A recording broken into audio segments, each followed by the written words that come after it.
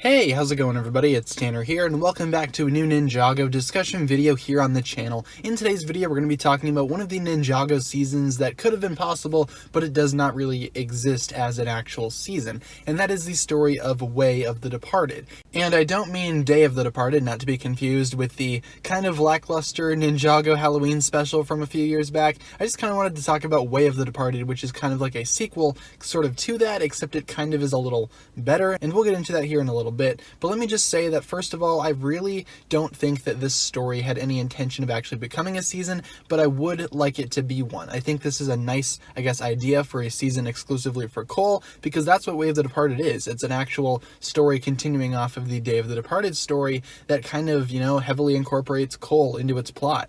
And a lot of people have really been complaining about how Cole really doesn't have a season dedicated to himself. I mean, there certainly are stories that exist for Cole, like this one here, Way of the Departed, is one of the best Cole stories that I think exists in the Ninjago world. But unfortunately, this story written by Tommy Andreasen is not an actual season, and it isn't even canon. This is something that is exclusively, non-canon from the show, and it kind of takes a little bit of a different, darker direction to the series. So essentially what Way of the Departed is it's a personal story involving Cole, as he basically tries to clear up a couple of loose ends from Day of the Departed, while also trying to make himself whole again. If this were canon to the TV show, this would take place in between seasons 7 and 8. I mean, that's basically where the timeline is right now. So think of the context here: Master Wu is gone, Cole's on his own, and the ninja are basically more and more divided as time goes on.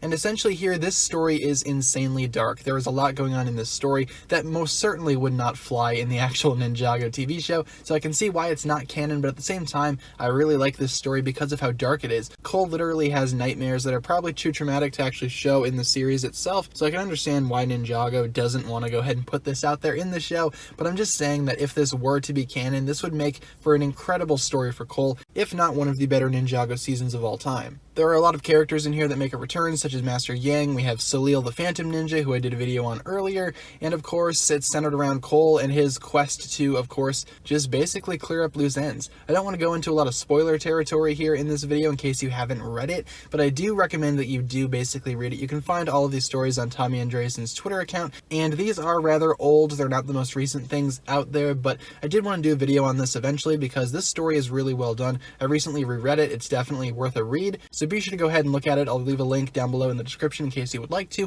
and I personally believe that this would make for an amazing Cole season if Ninjago would actually somehow incorporate this into its plot. Unfortunately, I don't think the show is in a position where they can incorporate this story anymore, so, I mean, we kind of missed the mark on that one, but it's actually quite a shame because this would have made for an excellent season focusing on Cole's character, and it would have made for an epic Ninjago season in general. So let me know down below in the comments what you think about Way of the Departed if you have read it before. Do you like it? Do you not like it? What are some things that you think could be different, and do you think this would work in the actual show? Leave all your thoughts down below regarding that. I look forward to reading what you guys come up with.